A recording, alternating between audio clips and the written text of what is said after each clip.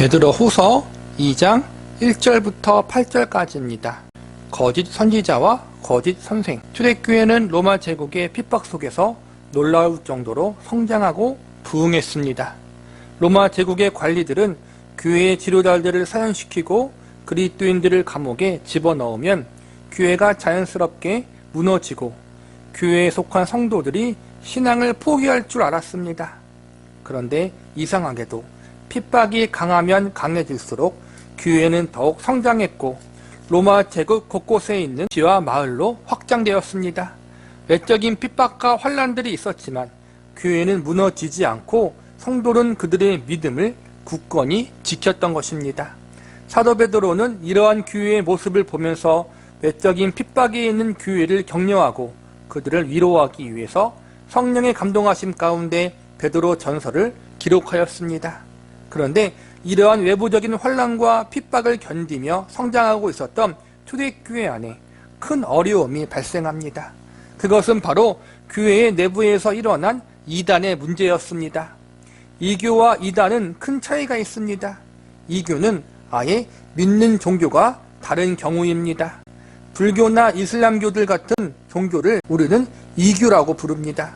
불교 신자들은 절에 가서 그들이 보는 불경으로 종교 생활을 합니다. 이슬람 교도들도 모스코라는 곳에 가서 코란이라는 책을 보며 종교 생활을 합니다. 그들이 예배하는 장소와 그들이 보는 경전은 우리가 믿는 기독교와 다릅니다. 믿음의 대상도 다릅니다. 그래서 우리는 그들과 우리가 다르다는 사실을 쉽게 구별될 수 있습니다. 그런데 이단들은 그렇지 않습니다. 이단들은 자신들이 하나님을 믿는다고 이야기하고 우리와 동일하게 교회라고 불리우는 곳에서 예배를 하며 우리가 보는 동일한 성경책을 보면서 믿음 생활을 합니다. 눈으로 보면 정상적인 교회인지 아닌지 구별이 잘 안 됩니다. 그래서 많은 그리스도인들이 헷갈려합니다. 정상적인 교회인 줄 알고 갔다가 이단에 들어가 잘못된 신앙생활을 하게 되는 경우들이 많습니다. 오늘날 뿐만 아니라 사도 베드로가 살았을 그 당시에도 초대교회 안에도 이러한 이단 문제들이 많이 있었습니다. 많은 성도가 이단의 잘못된 가르침에 빠져서 기존 교회를 나가 새로운 이단 교회에 들어가는 일들이 발생했습니다. 또 어떤 이단들은 기존 교회 안에 그대로 머물면서 기존 교인들을 유혹하고 기존 교회를 무너뜨리는 일을 시도했습니다. 이러한 일이 얼마나 심했는지 여러 사도들이 근심을 하며 이단 세력들을 조심하게 하고 그들로부터 교회와 성도를 지키기 위해서 여러 서신들을 쓸 정도였습니다. 베드로 후서도 바로 이러한 이단 세력들로부터 교회와 성도를 지키고 참된 믿음 위에 든든히 세우기 위해서 기록한 서신입니다.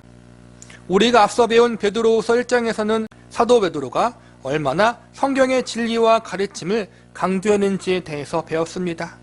교회의 정체성이 무엇인지, 구원과 성화의 은혜가 무엇인지, 또한 이러한 은혜를 받은 성도들의 삶이 어떠해야 하는지, 참된 교회와 성도들이 이단들과 무엇이 달라야 하는지에 대한 가르침이 베드로후서 1장의 주요 가르침이라고 요약할 수 있습니다.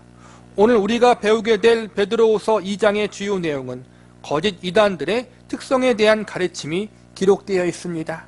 다시 말하면 이단들의 모습은 이러이러하다. 그러니 이러한 모습들을 보면 그들이 이단인 줄 알고 조심해라. 그리고 너희는 그러한 모습을 본받거나 따르지 말라. 이러한 가르침이 베드로후서 2장의 주요 내용인 것입니다.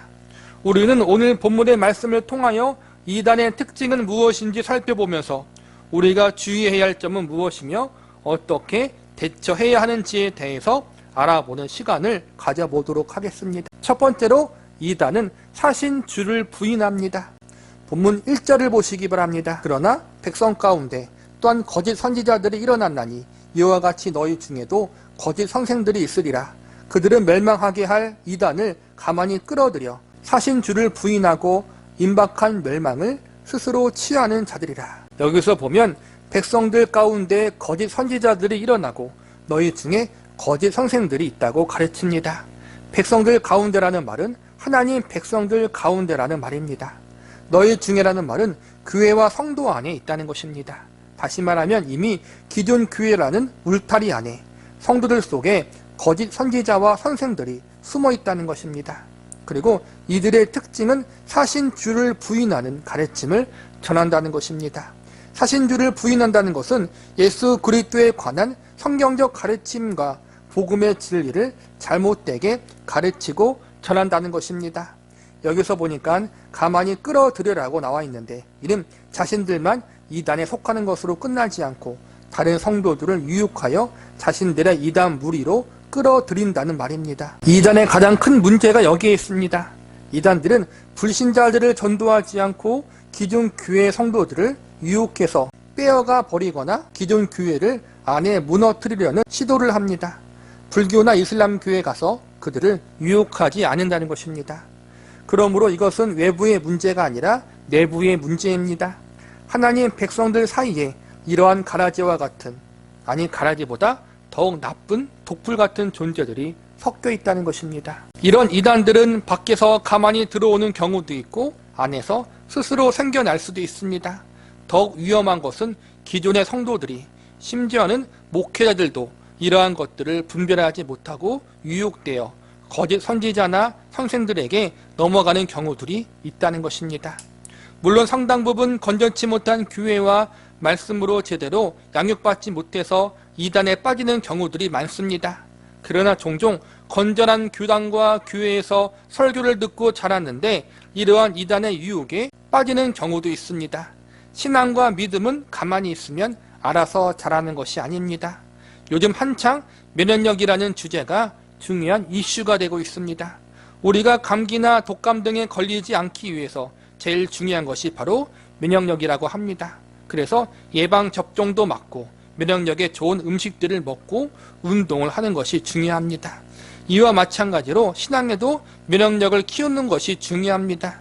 예방접종은 교회에서 성경의 바른 진리를 가르치는 것이라고 할 수 있습니다. 이것은 교회의 책임이고 의무입니다.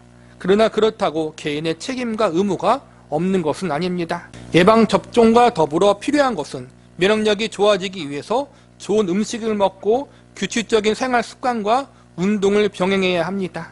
이것은 교회에서 하는 것이라기보다는 성도 개개인의 삶 속에서 해야 할 일입니다. 스스로 무엇이 올바른 성경적 가르침인가를 공부하고 연구해야 합니다.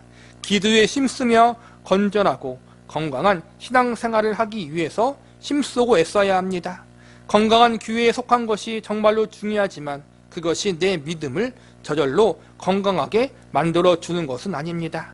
나와 하나님과의 사이는 개인적인 것입니다. 우리는 하나님과 나 사이 바른 관계를 위해서 말씀과 기도로 우리 자신을 잘 성숙시키고 단련시켜서 영적인 면역력을 잘 기를 수 있어야 합니다. 거짓 선지자들과 선생들의 교리적 특징은 사신주를 부인하는 것입니다. 예수 그리스도의 진리에 대해서 부정하는 것입니다. 입으로는 하나님을 믿고 예수님을 믿는다고 합니다. 그러나 정작 그 속에 들어가면 무언가가 빠져 있거나 왜곡되어 있습니다.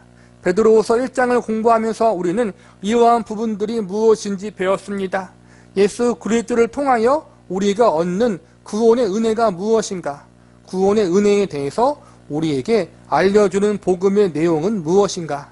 이러한 내용에 대해서 우리는 성경적인 가르침이 무엇인지를 반드시 알고 있어야 합니다. 설교와 교회의 가르침은 예방접종입니다. 그러니 이제 성도 여러분이 교회와 사역자가 추천하는 좋은 신앙 서적을 보시면서 성경을 함께 연구하고 공부해야 합니다. 스스로 말씀을 보며 기도하며 하나님과의 바른 관계를 맺기에 힘써야 합니다.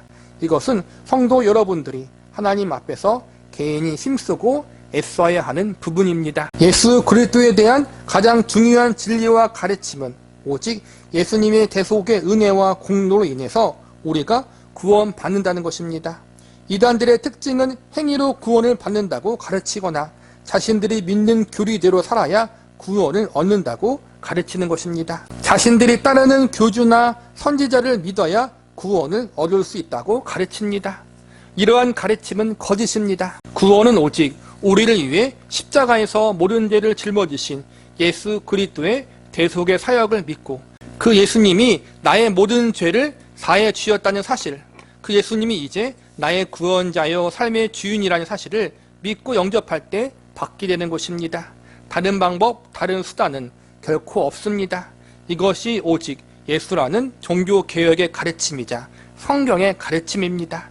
그런데 이단들은 예수님 한 분만으로 안 된다고 주장합니다. 그분이 우리를 위해서 이루신 대속의 공로가 부족하다고 여깁니다. 예수님이 행하신 것 외에 내가 무엇을 해야 한다고 가르칩니다. 우리는 이러한 가르침들을 잘 분별해야 합니다. 이러한 분별은 성경 말씀을 바르게 아는 것에서부터 시작이 됩니다. 저와 여러분은 성경 말씀을 통해서 오직 예수님 한 분만으로 만족해야 하고 그분이 이루신 십자가의 은혜, 대속의 공로가 나를 의롭게 하기에 충분하다는 사실을 믿고 확신하는 자리에 설 수 있기를 바랍니다. 두 번째, 이단은 호색하는 것을 따릅니다. 본문 2절을 보시기 바랍니다. 여럿이 그들의 호색하는 것을 따르리니 이로 말미암아 진리의 도가 비방을 받을 것이요. 이단의 첫 번째 특징은 예수 그리스도의 복음과 진리를 왜곡하고 교리적으로 잘못된 가르침을 전한다는 것이며, 이단의 두 번째 특징은 도덕적으로 부패하고 성적으로 타락했다는 것입니다. 2절에 보니까 호색하는 것을 따른다고 되어 있는데 호색은 성적인 타락을 이르는 말입니다. 이단들의 가장 큰 특징은 그들의 모습이 비상식적이라는 것입니다. 어떤 교회에서는 생명의 물이라고 하는 것이 있어 이 물을 먹거나 바르면 몸이 건강해진다고 믿습니다. 어떤 교회에서는 담임 목사가 씻은 물을 먹거나 마시면 병이 난다고 믿는 곳도 있습니다. 어떤 교회에서는 교주와 잠을 자면 천국에 간다고 가르치는 곳도 있습니다. 상식적으로 맞지가 않지 않습니까? 무지하면 이러한 것에 빠집니다. 지금도 그러한 일이 있지만 과거 30년 전만 해도 이러한 일이 얼마나 비일비재했는지 모릅니다. 제가 아토피와 알레르기가 있어서 몸이 많이 가려운 편입니다. 그래서 제가 어릴 적 어머니가 능력의 생수라는 것을 이상한 기도원에서 가져와 몸에 발라준 적이 있습니다. 그때 어머니는 제법 큰 교회, 건강한 교회를 다니고 계셨는데 그러고 다니셨습니다. 그런데 그 당시 저희 어머니만 그랬겠습니까? 그 당시 수많은 성도들이 용하다는 이 기도원, 저 기도원, 능력 있다는 이 사역자, 저 사역자를 찾아다니며 도저히 상식에 맞지 않은 행동을 하고 다녔을 것입니다. 왜 그랬을까요? 몰라서 그렇습니다. 이단들의 특징은 그냥 봐도 상식적으로 맞지 않은 부분인데 의심하지 말고 그냥 무조건 믿으면 된다. 안 믿으면 불신이다. 이렇게 세뇌시키며 이상한 것들을 신앙과 믿음이라는 이름으로 포장시킵니다. 그것이 거짓 선지자나 선생들의 특징입니다. 그러니 우리는 기독교 신앙과 진리에 대해서 제대로 알고 제대로 공부해야 합니다. 이단들이 가는 곳마다 성적인 타락과 문란이 언제나 있습니다. 특히 교주나 이단의 지도자들은 성도들과 문란한 성적인 행동을 하므로 성도들이 그것을 본받아 함께 타락하는 경우들이 많이 있습니다. 그래서 결국 기존의 가정을 깨는 일이 비일비재합니다. 보통 그러한 성적인 문란함과 부패함은 겉으로 잘 드러나지 않습니다. 왜냐하면 잘 숨기기 때문입니다. 그 교회가 잘못된 곳인지 혹은 그 지도자가 거짓 선생이요 선지자인지 분별하기 가장 쉬운 방법은 그 공동체 안에, 그 교회 안에 속한 가정이 얼마나 건강한 가정인지, 얼마나 많은 가정이 건강하게 세워졌는가를 보면 알 수 있습니다. 물론 깨어지고 상처받은 가정의 구성원들이 교회에 와서 회복하고 치유를 받을 수 있습니다. 이것은 건강한 교회의 모습입니다. 그러나 이단들은 건강한 가정도 깨어지고 무너지게 만드는 이상한 곳입니다. 그래서 한 공동체를 볼 때 그 공동체, 그 교회 안에 속해 있는 가정의 모습을 유의 깊게 살펴보시기 바랍니다. 한 가정이 그 교회로 말미암아, 그 지도자로 말미암아 건강하게 회복되어졌는지 아니면 오히려 깨어지고 파탄이 났는지, 이러한 모습을 살펴보면 대부분 이단과 거짓 지도자들의 모습이 판가름 날 것입니다. 성적인 문제와 타락은 이단들 뿐만 아니라 기존 교회 안에서도 늘 조심해야 할 부분입니다. 한창 부흥하던 교회, 잘나가던 사역자들이 성적인 문제로 넘어지고 쓰러지는 경우가 얼마나 많은지 모릅니다.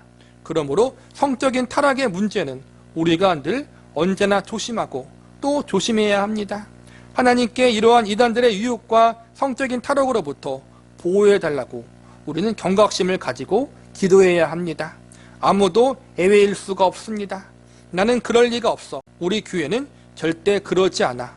이렇게 여기지 마시고 늘 겸손히 낮은 마음으로 하나님 앞에 도우심을 구하며 주의하고 또 주의하시기 바랍니다. 세 번째, 이단은 탐심으로 성도를 유혹합니다. 본문 3절을 보시기 바랍니다. 그들이 탐심으로 지어낸 말을 가지고 너희로 이득을 삼으니 그들의 심판은 일적부터 지체하지 아니하며 그들의 멸망은 잠들지 아니하느니라. 여기서 보니까 이단들은 탐심으로 말을 지어낸다고 가르치고 있습니다. 너희로 이득을 삼는다라는 말은 성도를 이용하고 착취한다는 것입니다. 이단들의 특징은 탐심이 많고 성도들을 이용하고 착취한다는 것입니다. 우리가 말만 하면 다 아는 대표적 이단들을 보면 어떻습니까? 정말 돈이 많습니다. 어떻게 저렇게 많을까 하는 정도로 정말 많습니다. 돈이 많은 이유가 무엇입니까? 자신들을 믿고 따르는 성도들을 착취했기 때문입니다. 이단들이 탐심으로 성도들을 유혹할 때에는 특징적인 절차와 과정이 있습니다. 처음에는 육적인 복, 영적인 복을 강조하면서 자신들의 교회에 와서 잘 믿고 순종하면 이러한 복을 받을 수 있다고 가르칩니다. 그러면서 무조건적인 순종과 헌신을 강조합니다. 그래야 복 받을 수 있다고 세뇌시킵니다. 처음에는 복 차원에서 이야기하다가 나중에는 구원의 문제로까지 나아가 자신들의 교회와 지도자에게 무조건적인 순종과 헌신을 해야 구원을 받을 수 있다고 가르칩니다. 그래서 정도가 심해지면 집 팔고 땅 팔고 이단 공동체 안으로 들어가 버리도록 유도합니다. 아까 위에서 언급했듯이 이단들의 특징은 가정을 파괴한다는 것입니다. 이단들은 배우자가 자신들의 공동체로 안 넘어오면 버리라고 가르칩니다. 그래서 배우자와 이혼하고 이단 공동체 안으로 재산 다 바치고 들어가는 경우들이 대단히 많습니다. 참으로 안타까운 것은 이단에 빠진 가정에 속한 어린 자녀들이 부모의 잘못에 대한 피해를 고스란히 받는다는 것입니다. 배우자는 버려도 자녀는 못 버리고 공동체에 데리고 들어가는 경우들이 허다합니다.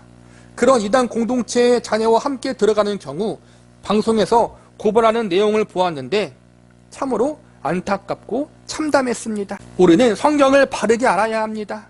성경은 믿지 않는 배우자가 있으면 먼저 믿는 배우자가 그를 바른 행실과 말로 섬기라고 가르치고 있습니다. 언제까지냐 하면 그 배우자가 구원받을 때까지, 그가 예수님께 돌아올 때까지 그렇게 해야 하는 것입니다. 나를 죄악 가운데서 아무런 조건 없이 은혜로 구원하신 하나님이 내 배우자도 아무런 조건 없이 은혜로 구원해 주실 날이 반드시 올 것을 믿는 믿음으로 끝까지 참고 인내하고 배우자를 위해 기도하며 그를 섬기며 나아가는 것이 바른 성도의 모습이고 바른 교회의 가르침인 것입니다.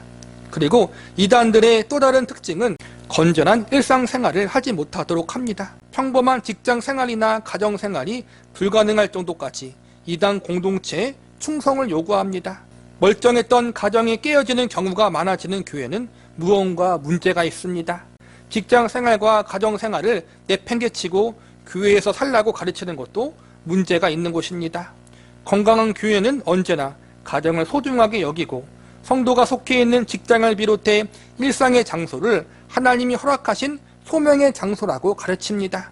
성경적 교회는 깨어졌던 가정이 오히려 회복하고 직장 생활을 힘들어하고 일상의 삶을 힘들어하던 성도들이 오히려 힘과 용기를 얻고 세상에서 나아가 빛과 소금된 역할을 감당하도록 돕습니다.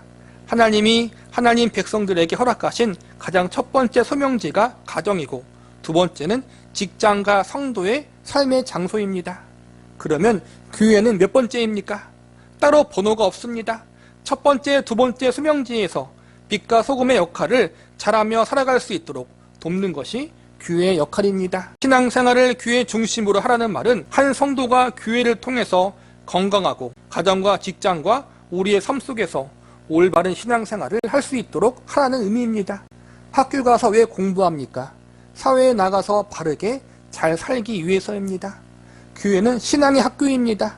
이 신앙의 학교에서 성도들이 자라고 양육되고 성숙되는 것입니다. 그래서 하나님이 성도에게 허락하신 삶의 자리에서 빛과 소금된 삶을 살고 하나님께 영광을 돌리는 삶을 살도록 돕는 것입니다. 물론 교회는 학교 이상의 의미를 가지고 있습니다. 교회는 예수 그리스도의 핏값으로 산 몸입니다. 하나님이 세우신 예배의 공동체입니다.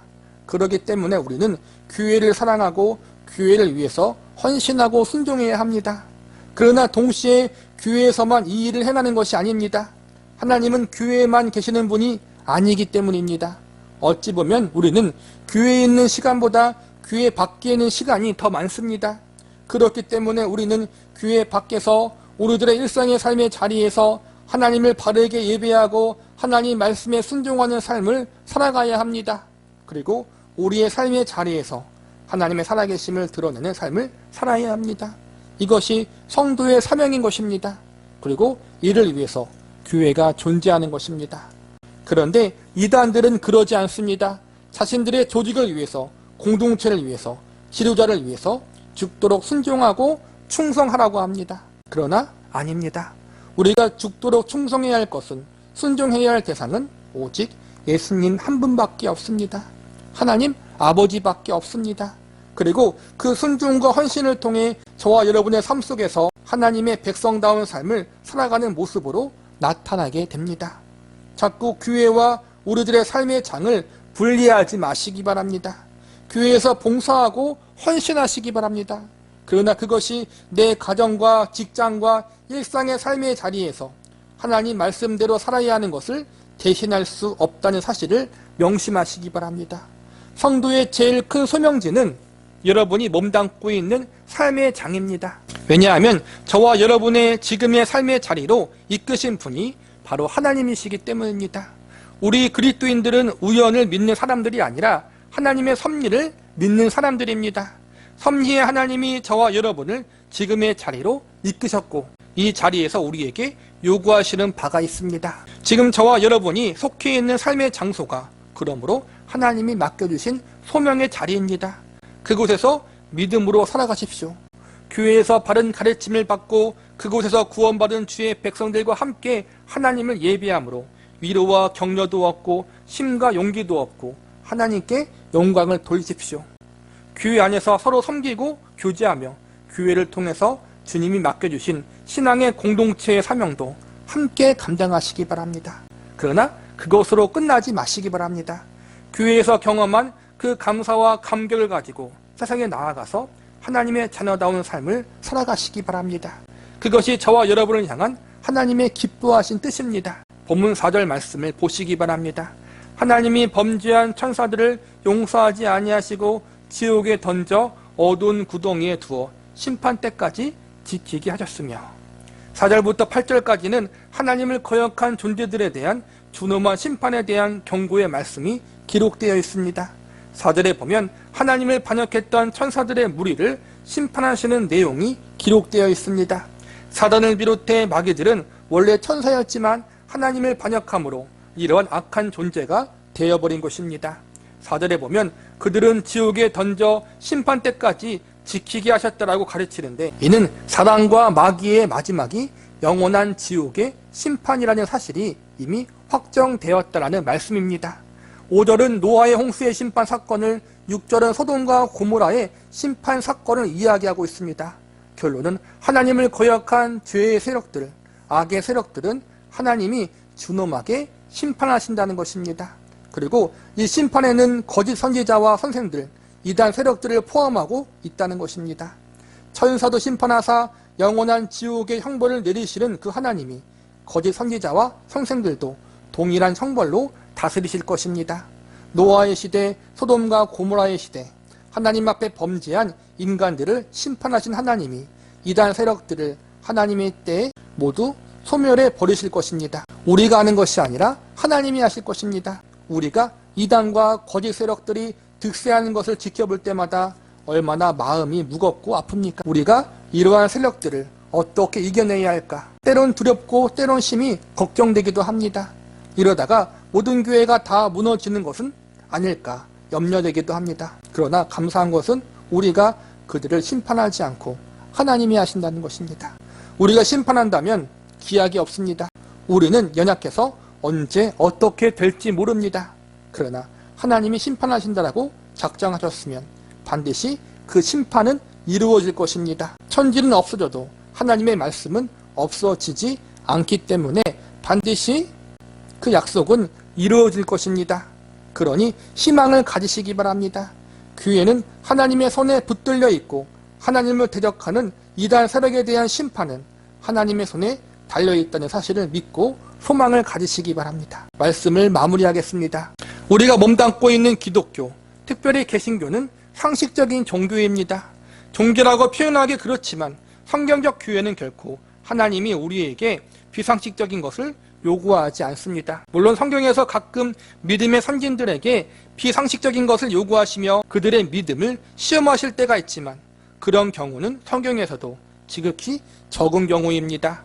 그리고 우리의 삶 속에서도 하나님이 비상식적인 것을 요구하시는 경우는 거의 없을 것이고 있어도 평생 한두 번이라고 생각합니다. 무엇보다 그 비상식적인 요구도 결국에는 하나님의 선을 이루시고 우리의 유익을 위한 것임을 기억하시기 바랍니다. 그러니 비상식적인 것에 목매이거나 그것에 집착할 필요는 없습니다. 무엇보다 도덕적, 윤리적으로, 성적으로 비상식적인 것을 하나님은 절대로 요구하지 않으십니다. 가정을 버리라고 요구하지 않습니다. 직장을 때려치고 일상을 포기하라고 하지 않습니다. 집 팔고 땅 팔라고 빚내서 교회에 가지고 오라고 요구하지 않습니다. 배우자 외에 다른 이성에 한눈 팔라고 말씀하지 않습니다. 비상식적인 것들, 심지어 하나님 보실 때 가증한 것들, 이상한 종교적 의미로 포장하지 않습니다. 그러니 우리는 성경의 바른 가르침과 진리를 똑바로 알고 올바르게 깨닫고 계시기를 바랍니다. 지속적으로 하나님과의 바른 관계를 맺기 위해 말씀과 기도로 하나님께 나아가시기 바랍니다. 하나님 안에서 가정을 건강하고 화목한 가정으로 지켜나갈 수 있기를 바랍니다. 하나님이 저와 여러분에게 맡겨주신 일상의 자리에서 빛과 소금의 역할을 온전히 감당할 수 있기를 바랍니다.